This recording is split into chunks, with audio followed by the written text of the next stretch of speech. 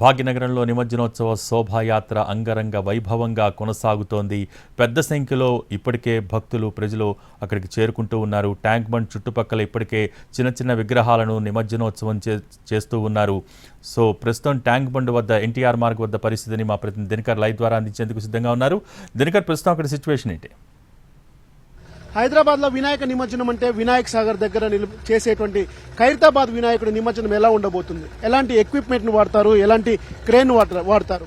ప్రస్తుతం నేనున్నాను మహా వినాయకుడిని, మహా గణపతి ఈ ఏడాది దాదాపు 70 అడుగులతో తయారు చేసినటువంటి ఖైరతాబాద్ వినాయకుడు ఏదైతే ఉందో ఆ ఖైరతాబాద్ వినాయకుడిని నిమజ్జనం చేయడానికి వాడేటువంటి బాహుబలి క్రేన్, సూపర్ క్రేన్ దగ్గర నేనున్నాను. ఈ సూపర్ క్రేన్ యొక్క స్పెషల్ ఏంటి? ఎందుకంటే ప్రతి ఏటా చెన్నై లేదా బెంగళూరు నుంచి వేరు ప్రాంతాల నుంచి తీసుకొచ్చే ఈ మహా క్రేన్ కోసం ఇక్కడ దాదాపు జిహెచ్ఎంసీ నెల ముందు నుంచే కూడా ప్రత్యేకమైనటువంటి ప్రణాళికలు రూపొందిస్తుంది. మహా గణపతి యొక్క నిమజ్జనానికి అవసరమైనటువంటి ఈ క్రేన్ స్పెషల్ మాత్రం ఖచ్చితంగా చూడొచ్చు. దాదాపు భారీగా మహాగణపతి 70 అడుగులైతే అంతకు 3 ఇంతలుగా ఉన్నటువంటి పొడవుతో ఈ యొక్క నిమజ్జనంకు సంబంధించినటువంటి సూపర్ బాహుబలి క్రేన్ ని తయారు చేశారని చెప్పొచ్చు. దీన్ని మన హైదరాబాద్ లో ఉన్నటువంటి శంషాబాద్ లో ప్రత్యేకంగా దీనికి సంబంధించి ఏర్పాటు చేశారు. భారీ గణపతి నిమజ్జనానికి సంబంధించి కూడా ఈ యొక్క క్రేన్ స్పెషల్ గా వాడుతున్నామని ఇప్పటికే జిహెచ్ఎంసీ అధికారులు చెప్పారు. మహా నిమజ్జనానికి ముందే ఖచ్చితంగా ఎన్ని ఏర్పాట్లు చేయాలి, అది హైదరాబాద్ లో ఉన్నటువంటి అధికారులకు, జిహెచ్ఎంసీ అధికారులు కావచ్చు, ఆ తర్వాత ఇక్కడ ఉన్నటువంటి ప్రత్యేకమైనటువంటి సిబ్బందికి కూడా కావచ్చు, పోలీస్ అధికారులకు కూడా కావచ్చు, ఖైరతాబాద్ నిమజ్జనం అయిపోయింది అంటే ఖచ్చితంగా ఒక రకమైనటువంటి రిలీఫ్ ఉంటుంది.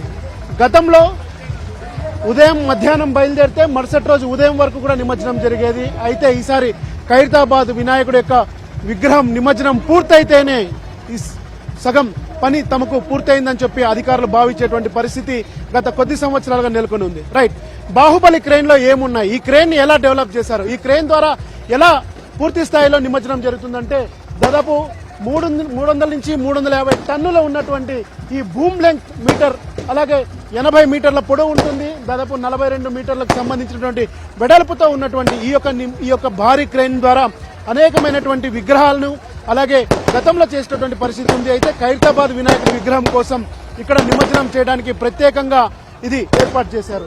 చూడొచ్చు, దాదాపు 3 రోజుల ముందుగానే దీన్ని ఇక్కడ పార్క్ చేశారు. పార్క్ చేసిన తర్వాత దానికి సపోర్టింగ్ క్రేన్లుగా మొత్తం అటువైపు దాదాపు 100 టన్నులు సపోర్ట్ చేసేటువంటి మరొక క్రేన్ ఉంది. అది ఏషియన్ క్రేన్స్ దగ్గర నుంచి, ప్రైవేట్ పార్టీస్ నుంచి తీసుకొచ్చినటువంటి క్రేన్. ఆ తర్వాత 2 ఆపరేటర్లు ఉండేలాగా ప్రత్యేకమైనటువంటి కోఆర్డినేట్ చేసుకుంటూ చేసినటువంటి ఈ బాహుబలి క్రేన్, మహా క్రేన్ దాదాపు 80 మీటర్ల పొడవు ఉంది. అంటే దాదాపు భారీగా 70 అడుగుల విగ్రహాలని 2-3 రెట్లు మించినటువంటి ఎత్తుకు తీసుకెళ్లి నిమజ్జనానికి అనుకూలంగా ఉన్నటువంటి ఈ యొక్క బాహుబలి క్రేన్ ని ఆపరేట్ చేయడానికి కూడా వస్తున్నారు. అలాగే డిఆర్ఎఫ్ సిబ్బంది ఎవరైతే ఉన్నారో ఇక్కడ బాహుబలి క్రేన్ కి సంబంధించినటువంటి విధానాలను ఎలా ఉంటుంది, ఆపరేటర్ కానీ వీళ్ళంతా కూడా ఇక్కడే ఉన్నటువంటి పరిస్థితి. भाई बताओ, ये बाहुबली क्रेन का, सुपर क्रेन का स्पेशल क्या है, उसका इक्विपमेंट में कैसे रहता है? स्पेशल है इसका अपना सुपर लिफ्ट है, सुपर लिफ्ट स्पेशल इसका, और भी लगता है इसका बटरफ्लाई लगता है सुपर लिफ्ट। 350 टन इसका कैपेसिटी है, और ये ऑटोमेटिक है, इसका कांच भी सब खुलता है, ट्रांसमिशन है, ऑटोमेटिक ट्रांसमिशन है इसका पूरा। ऑटोमेटिक तो कैसे? गियर इसका ऑटोमेटिक है, ट्रांसमिशन सब ऑटोमेटिक काम होता है इसका, ऊपर का भी सब ऑटोमेटिक काम होता है। कितना दिन से इधर पार्क किया है? इधर कल पार्क किया था, रात को।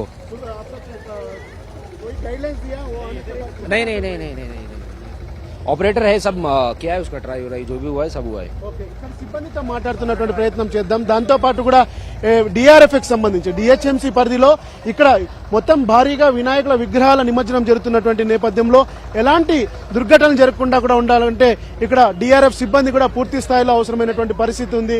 ఇక్కడ ఎవరైతే స్టూడెంట్స్ ఉన్నారో వాలంటీర్స్, వాళ్ళందరినీ కూడా ప్రత్యేకంగా ఈ ఖైరతాబాద్ వినాయకుడికి సంబంధించి ఇక్కడ నిమజ్జనం, ఈ యొక్క విగ్రహం నిమజ్జనం పూర్తయ్యేంత వరకు కూడా ప్రత్యేకమైనటువంటి యూత్ ని, ఆ తర్వాత బాగా ఈత తెలిసినటువంటి యువకులను కూడా ఇక్కడ ఏర్పాటు చేశారు.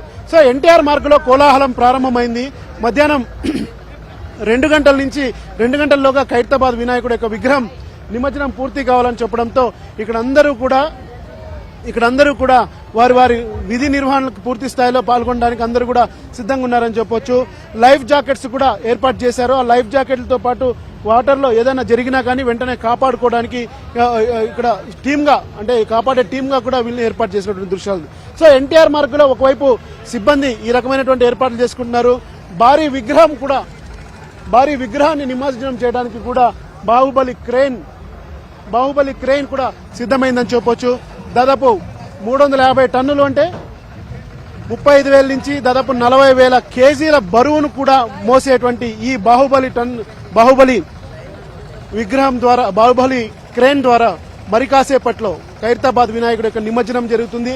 ఆ తర్వాత ఏవైతే మిగిలినటువంటి విగ్రహాలు ఉన్నాయో సిటీ నుంచి వస్తున్నటువంటి విగ్రహాలు ఉన్నాయో వాటికి అనుమతిస్తామని చెప్పి జీహెచ్ఎంసీ అధికారులు చెప్తున్నారు. ఇప్పటికే శోభాయాత్ర ఖైరతాబాద్ గణపతి శోభాయాత్ర పూర్తి స్థాయిలో కొనసాగుతున్నటువంటి నేపథ్యంలో ఇక్కడ మరి కాసేపట్లో నిమజ్జనానికి సంబంధించినటువంటి అన్ని ఏర్పాట్లకు బాహుబలి క్రేన్ సిద్ధమైంది. కెమెరామ్యాన్ వెంకట్తో దినకర్, ఎన్టీఆర్ మార్గ్.